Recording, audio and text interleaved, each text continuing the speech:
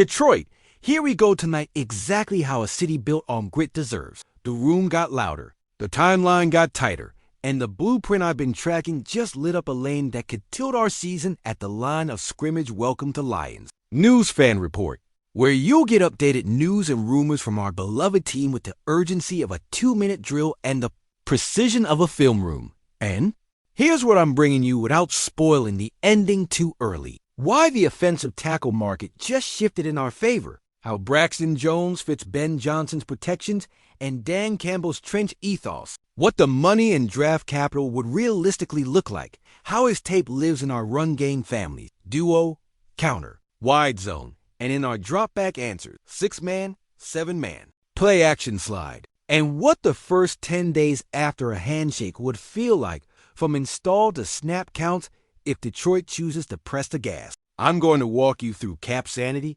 injury risk, and technique fine-tuning, and take you into the reveal you came for. Because this channel respects your time, your IQ, and your heart in equal measure. I start on grass, not spreadsheet, because games are won with landmarks, not tweets. In Ben Johnson's offense, your tackles must process fast and stress angles set vertically against speed, hinge inside versus spikes, and stay patient on game TT stunts. Braxton Jones' tape says easy mover first, fighter second. And that's the exact order you want in a system that asks the edge to mirror before it mauls.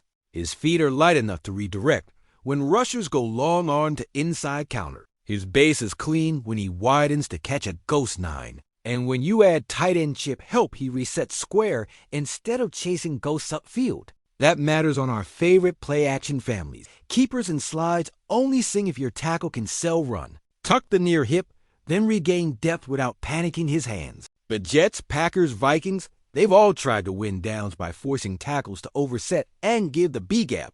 Jones' college DNA and pro tape suggest he'd rather absorb and replace than panic and grab, which is exactly how you buy Jared the extra tenth to climb reads from deep over to the sit route you know is coming. Let me put hard edges on all this, so it's not just praise. The book on Braxton includes power, vulnerability, long lever. Rushers can walk him back if he shoots hands early and high, but that's coachable with independent hand usage and more inside-out landmarks. The rushers in our division who really test you, think long 5 south with heavy hands, punish narrow bases, not quick feet, and Jones' correction is reps and leverage, not a new body. In the run game, he plays on rails. On duo, he fits tight and fights for vertical displacement. On wide zone, he reaches to 5 when he wins first step and hip flip. And on counter with our motion packages, he's comfortable kicking out or logging, depending on the end shoulder. What you love is how often he lands square on second-level climbs, head across, feet alive, no silly holds, because that's where 3-yard gains turn into 7 and keep our tempo ahead of the sticks. If you felt the offense bog when defenses started mugging the gaps and blitzing into our quick game, you already know why a dependable left edge is worth its weight in January. It lets Johnson call full field concepts without turning the protection into an emergency every third snap. Now the market, because leverage pays the bills. Rival front offices read the same signals we do.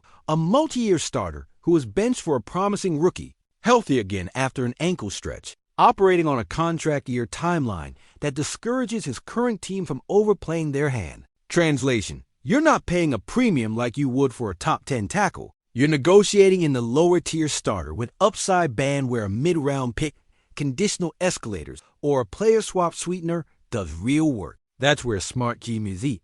If Detroit plays this with grown man patience protecting 2026 premium picks, staying cap clean for our own extension, and building in playtime triggers, there's a world where you upgrade. The floor of the most fragile unit in football without detonating the future. But money can't be a dream. It has to be math. We'd inherit only the remainder of a year while holding all the flexibility for a re-up at a number that makes sense in our line room hierarchy. The medicals? Straightforward. The prior ankle stretch needs a clean sign-off. And you structure the year with a snap count ramp, so November hamstrings don't become December storyline. The football install is the fun part, so feel it with me like we're on the sideline. Day 1. Orientation and language terminology crosswalk are scan versus theirs. Our Rip Liz definitions for protection, the tags that turn slide into full turn. Day 2, Indian inside run teach our double teams hip to hip, eyes through. Rehearse our backside cutoffs in wide zone. Rep the crunch motion that changes the force player so he knows when to climb off instead of hanging on a stalemate. Day 3, third down period handles simulated pressures from tight alignments. Practice independent hands versus long arm bull. Run the javelin look we know Minnesota loves to spin. Day 4, red zone anchor against reduced fronts. Rehearse the fast switch from power to naked so the end can't sit on both. By the end of the week, you snag 35 to 45 snaps with a chip plan early, then expand to 55 when his eyes and cadence settle. The locker room fit?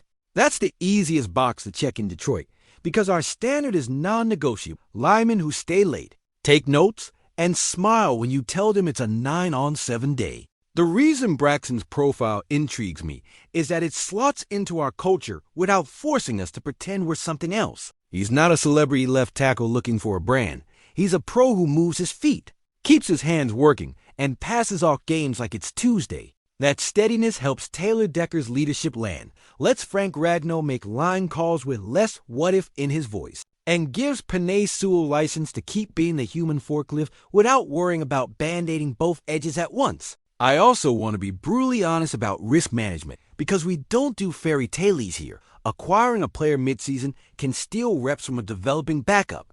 If the upgrade isn't meaningful, you're paying twice the pick and the stunted growth. That's why the coaching staff's evaluation has to be cut up tight.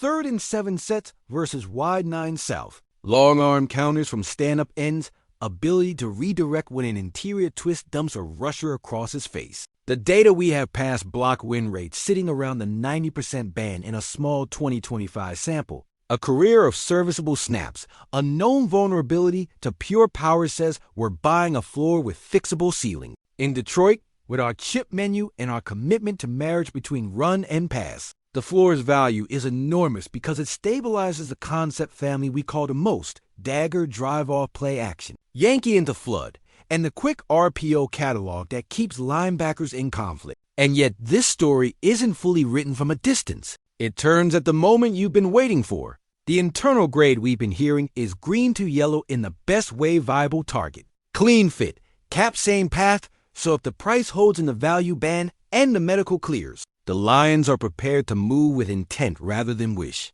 No theatrical countdown, no last-minute panic, just a professional, adult action that says protect the window, protect the quarterback, protect the season. That's the climax. That's the headline you feel without me shouting it. Let me bring it back to the field one more time with a possession that explains the bet. 2nd and 8 against the mugged A-gap. We check the split flow play action. Braxton posts, catches the long arm, resets the inside half. The end loses his chest and widens. Jared resets his platform, hits the glance behind a vacated hook, and now it's 3rd and short with tempo. Next snap we go duo Decker, and the guard caved the 3. Ragnow climbs. Braxton locks the backside and stays legal. Our back plans, and we're moving chains without a whiff of chaos. That's what an adult left edge buys you. Boring, repeatable, winning football when the weather and the schedule both get mean. I'm optimistic because the path is coherent football fit. Market value, cap logic. Install clarity. And because Detroit has earned the right to be decisive by building a roster that rewards decisive moves. We don't chase names. We build lines. And when a movable, playable tackle fits the room, you don't overthink. You get it done at the right price, and you keep pushing January closer. Before I shut it down, I want your eyes on this. If the value band holds, are you in on Braxton Jones as the stabilizer for the stretch run, or do you prefer we ride internal growth and spend capital on pass rush depth instead? What's your red line pit tier, snap-based conditions, or a re-up number that keeps the room balanced? And if you're all in, tell me how you'd structure his first 2 weeks of usage. Chip early or trust him naked. Against speed, more wide zone, or lean into power counter. How many true 7-man protections versus ribs and scans? Drop it below with detail, because this channel isn't a headline farm. We build the plan with you. My concise verdict: Direct and professional. Acquiring Braxton Jones at a smart price gives the Lions a cap clean, scheme-honest upgraded tackle that supports our run-pass marriage, reduces crisis downs in 2 minutes, and raises the floor of the offense when the calendar turns. If the medicals and the number check out, I'm for it. If you want updates fast and deep dives that respect your football brain, hit like, subscribe, turn on notifications, and keep riding with Lions News Fan Report. This is where you'll get the latest rumors and the real film room. Read on our beloved team all the way through the playoff push.